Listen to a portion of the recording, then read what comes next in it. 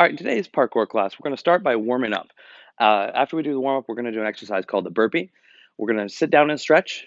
We're going to work on our round-offs, which is another version of a cartwheel that's a little bit different. If you can't do the round-off, we'll have you do the cartwheel. Work on our precision jumps. We're doing one more exercise called a tricep dip, and then I have a challenge for you. The challenge today is called a squat jump. All right, as usual, we're going to start off with our warm-up. We're going to start with 25 jumping jacks. Go. 1, 2, 3, 4, 5, 6, 7, 8, 9, 10, 11, 12, 13, 14, 15, 16, 17, 18, 19, 20, 21, 22, 23, 24, 25. Good. Now lay down your stomachs. And we're going to do push-ups. Put your hands down. Put your toes back. Pull your toes back so they're on the ground. And get ready. Push up. Say 1 and down. 2, down. 3, down. 4, down. 5, down. 6, down. 7, down. 8, down.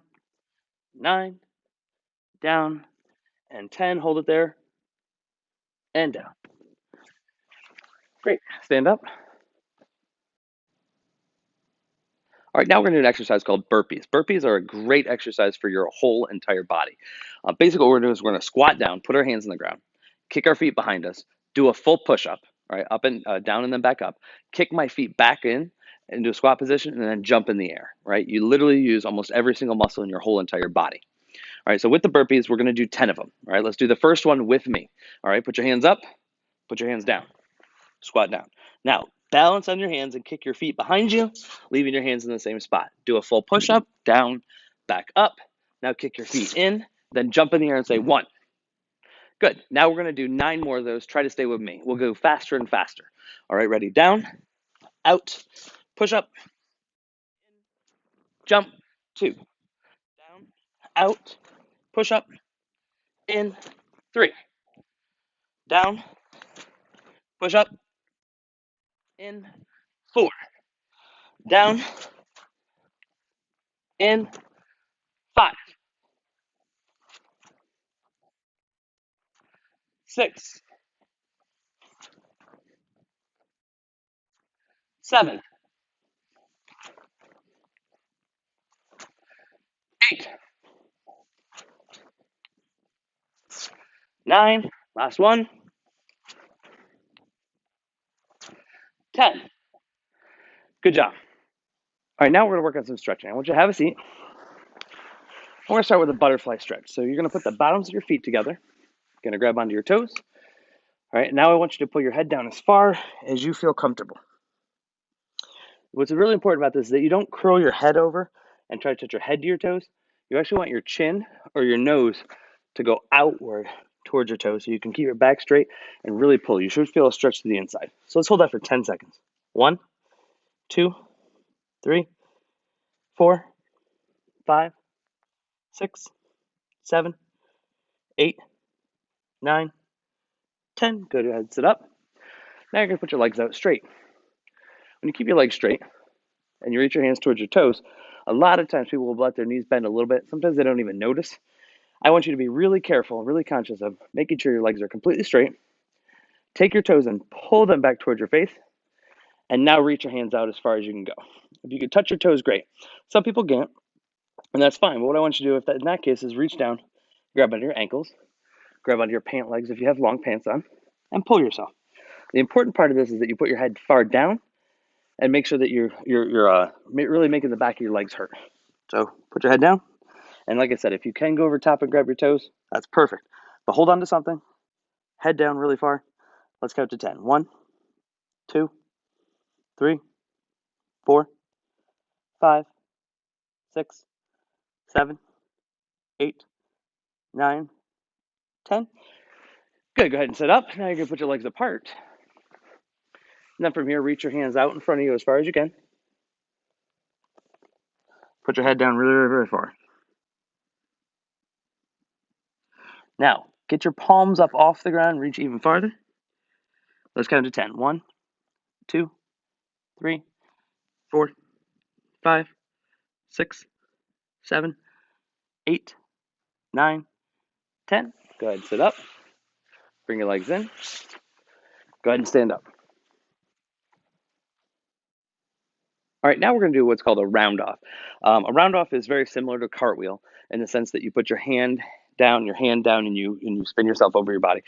The pattern for a cartwheel is hand, hand, foot, foot. This time with a round off, it's going to be the same type of position. You're still going to need to lock your arms out. You're still going to need to get your momentum and balance. But at the end of the cartwheel, instead of doing foot, foot, and landing kind of in the same position as we did before with our feet apart and continue our movements, what you want to do is you want to get your feet over top. You're going to kick your feet together kind of tight, and you're going to land with your feet facing the place that you started. Right now, the idea behind this is to stop immediately. You can bend your knees to push. Some people will do a little hop backward if they lose their balance. But what's important is that you don't step backward out of it. All right, so we want to land on our feet together. All right, so when we're here, we put our hands here. I'll just show you what it looks like right off the bat. So you put your foot down. You're going to kick over top, feet together, and then stand up. All right, and that's the round off. All right, so let's break it down just a little tiny bit more. Try practice that one time if you're good with that. Good. And now let's break it down a little bit. So we still want to keep our arms straight. You still lift your foot up, and then you're going to kick over, or you're going to start rolling over to the side. Hand, hand, foot, foot. Remember to squeeze your arms tight. All right. Once you're upside down, you want to focus on putting your feet together and leaving them together as they come down. But don't go sideways. You don't want to land sideways on your ankles or sideways with your feet together. It won't feel really good on your ankles. So you're going to try to turn yourself so you're facing that way. Now, if you're not good, all right, good at the round offs, so if you're not even good at the cartwheels, I recommend you still work on your cartwheels. All right, so we have two options for this right now. All right, we're going to have you practice your round off for 1 minute. If you're not ready to do a round off, if you try it and it's not working for you, if you still need to work on your cartwheels, if you're not good enough at the cartwheels, don't upgrade to the round off. So practice 1 minute, either cartwheels or round off. So watch the round off one more time. I go hand, hand, feet together. Feet here.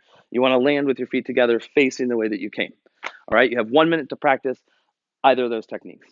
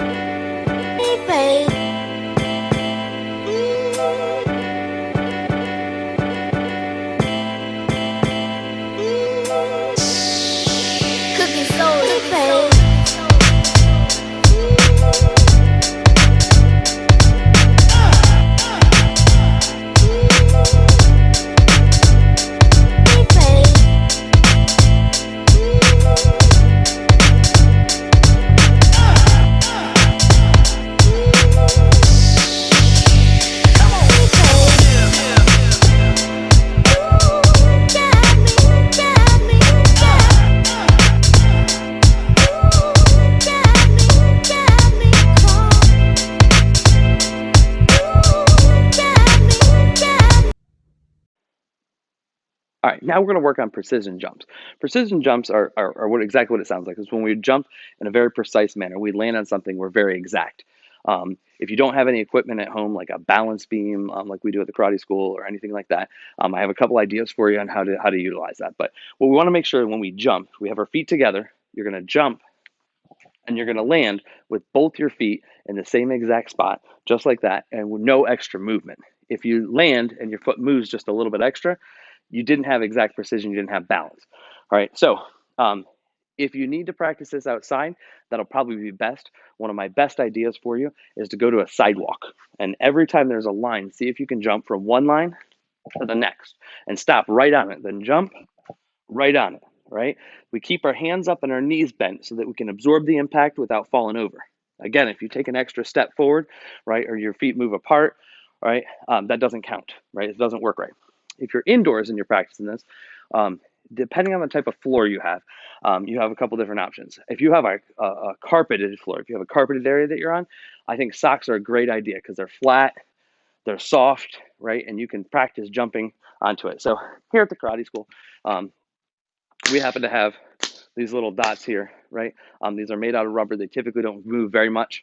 They're a little bit easier for us to do it. So just throw out a couple socks and see if you can practice jumping from each one. I'm going to give them a time in a minute to practice those jumps, probably for about a minute. But like I said, you can pause this, go outside and do it. If you're indoors, you can do that. If you're on a wood floor or tile, something where socks would slip, don't use socks, right? Find something else that you can pick, even if it's just like if it's a tile floor, you can just jump from space to space. If it's a wood floor, then you can see the lines on there. You can just decide which line you want to jump to and go. But it kind of looks like this. So you would start from here, you would jump, make sure you stop completely, right? Don't just jump one to the next and the next. It doesn't count. It's not 1 foot, it's both feet together. So you would turn, you're going to jump right here, you're going to turn, jump right here, turn, jump right back to where you were, all without losing your balance. So those are precision jumps. I want you to practice that for 1 minute.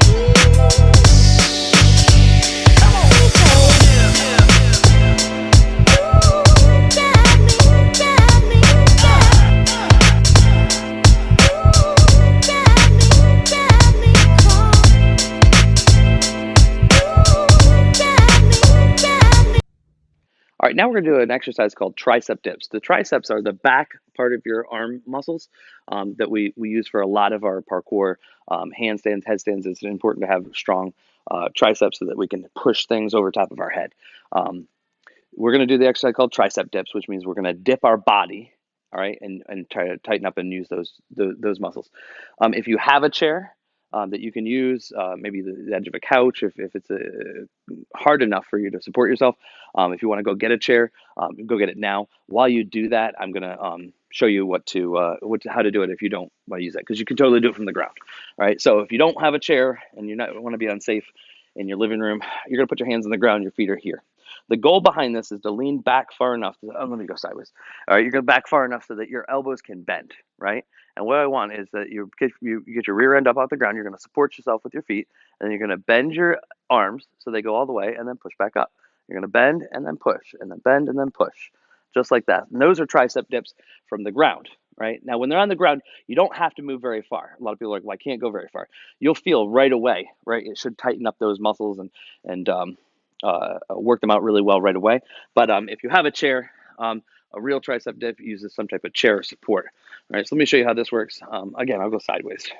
All right, so if I have the chair, what I want you to do is I want you to take your hands and you're going to support yourself this way. All right, now if you sit on the chair here, you go like this. Now from here, you're going to get your body off of the chair, and then you're going to put your legs out straight. So you're completely suspended in the air using your arms, and you're going to push up and down, just like this. If it starts to get hard, you can bend your knees. It's a little easier. It's still hard, but it's a little easier, right? And then the closer in you bring them, the easier it'll be. And then if you need to take a break, you can go right here. Now I want to see if you can do 30 seconds of tricep dips, either on the ground or on the chair. All right, let's see if you can do 30 seconds of those tricep dips without stopping. Even if you just stay in that position, if you start to get tired, you just want to hold it just like this for a second. Just see if you can hold it and do this exercise for 30 seconds. Good luck.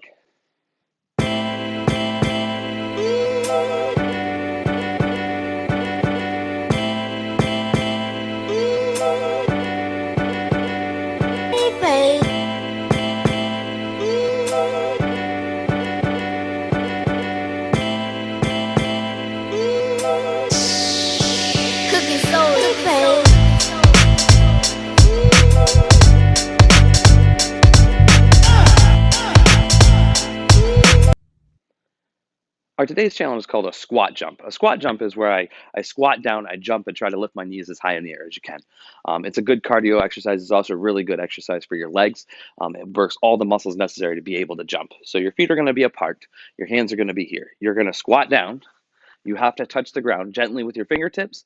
And then from here, you're going to jump up Knees up, land with your knees bent as quiet as possible, and touch the ground again. And then immediately jump up and down, and up and down. I want to see how many squat jumps you can do in 1 minute.